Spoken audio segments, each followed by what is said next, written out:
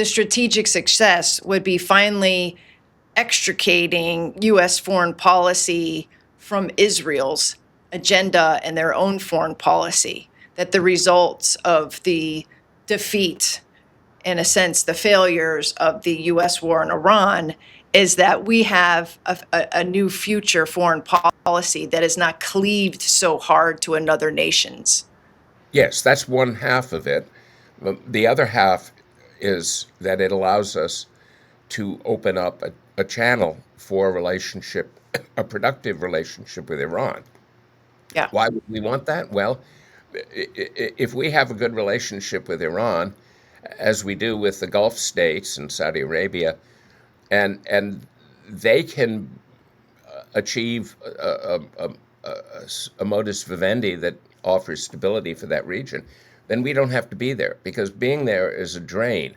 And worse than that, being there in the form of our huge architecture of bases and investments has been focused on helping Israel achieve its goals, which are really inimical to a stable order in the Middle East. So we've been forced, in a sense, to hitch our wagon to a falling star, if you can handle that mixed metaphor.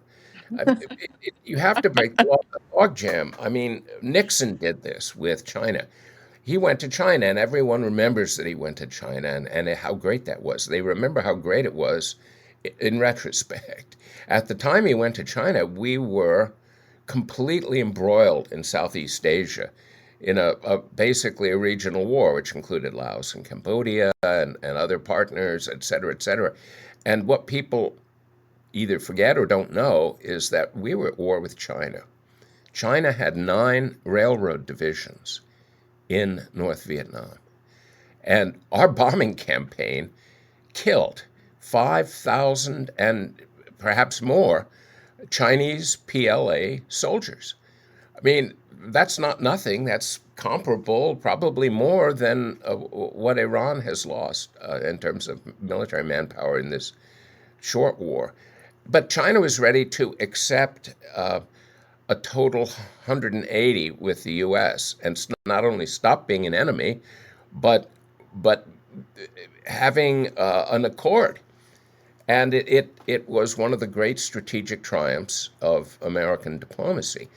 And in many ways, it put the Soviet Union on the back foot suddenly, because its greatest it was no longer a partner, that is to say China, but it was the other great communist power, and represented with Russia nearly the whole of Eurasia, and it was a huge loss for the Soviet Union. Suddenly they felt encircled, which they were, and that motivated Brezhnev to reach out to Nixon and to improve the U.S. relationship with the Soviet Union.